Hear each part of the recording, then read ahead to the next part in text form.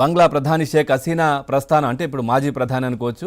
ఎక్కడైతే మొదలైందో అంటే ఇండియా నుంచే తను వాళ్ళ కుటుంబం పైన చిన్నతనంలో 77లో 75లో అనుకుంటా అక్కడ దాడి జరిగినప్పుడు పూర్తిగా తను ఇక్కడికి ఢిల్లీకి ఇండియాలో వచ్చి ఉన్న పరిస్థితి. ఆ తర్వాత 6 ఏళ్లకి మళ్ళీ అక్కడికి వెళ్ళిపోయారు.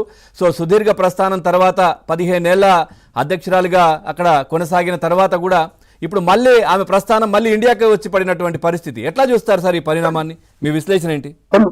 సింపుల్ గా 71 బంగ్లాదేశ్ స్వతంత్రం తీసుకొచ్చిన ముజబీర్ రెహమాన్ భారతదేశం సాయంతో 75 దాదాపు ఒక 1500 రోజుల్లోనే ఆయన పంపించారు. ఆర్మీ కుటుంబ సభ్యులందరినీ చంపేశారు, పిల్లల్ని మనవాళ్ళని అందరినీ కోళ్ళని అందరిని చంపేస్తే ఆ సమయంలో హసీనా ఇప్పుడు ఆమెతో ఉన్న చెల్లి రెహానా ఇద్దరు జర్మనీలో ఉన్నారు.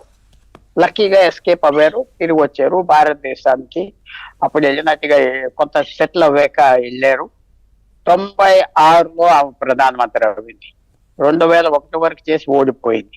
అప్పుడు ఆమె రైవల్ ఖలీదా జియా అవ్వారు. ఆమె 10 సంవత్సరాలు చేసి 9వ సంవత్సరంలోనే తగ్గిపోయే పరిస్థితి వచ్చింది. ఆమె గవర్నమెంట్ మీద రైట్స్ గీట్స్ అల్లర్లు అయిపోయింది. అప్పుడు ఈమె ప్రధానమంత్రి అయింది. 15 సంవత్సరాలు అయిపోయింది.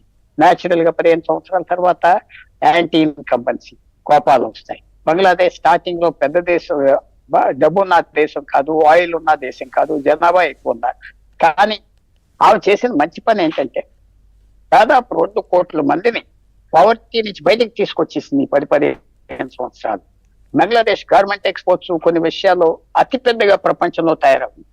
అన్ని ఉండగా ఇన్ఫ్రాస్ట్రక్చర్ బిల్డ్ చేసింది. కానీ నెగిటివ్ గా పాలిటిక్స్ ఆమె సరిగ్గా చేయలేదు. మీరు పాలిటిక్స్ బాగా చేయాలి, పరిపాలన బాగా చేయాలి. రెండిట్లో ఏ లోపం ఉండినా ఇలాంటి పరిస్థితులు వస్తాయి. సరే, ఇప్పుడు వచ్చిన ముఖ్యమైన ప్రశ్న ఏంటంటే మన దేశానికి ఏ దేశానికి పర్మనెంట్ స్నేహితులు లేరు, పర్మనెంట్ ఎనిమీ లేరు. ఆమె దిగిపోయింది. భారతదేశానికి పంపిస్తున్నారు, అక్కడ ఆర్మీ కూడా పంపించాడు. లేకపోతే అక్కడ రక్తం గీతం వస్తే అల్లరైపోతారని ఆమె చంపినా ఏం చేసినా చక్కగా ఇక్కడికి వచ్చారు. కొన్ని రోజులు ఉంటారు, బయటికి వెళ్తారు, లండన్ వెళ్తారు అని అందరూ ఆలోచిస్తున్నారు. ఎందుకంటే ఆమె సపోర్టర్స్ లక్షల మంది ఉన్నారు అక్కడ. దానిలోంచే రాజకీయం చేసుకుంటారు.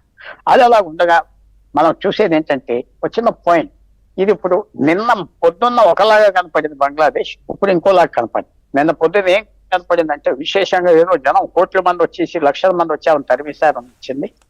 ఎస్, చాలా మందికి అల్లరి వచ్చింది, గొడవలు చేశారు. కానీ కుట్ర, ఈ కుట్రలో ఇప్పుడు ఆ మిలిటరీ ప్రభుత్వం, మిలిటరీ జనరల్ పూర్తి చేయి ఉన్నది.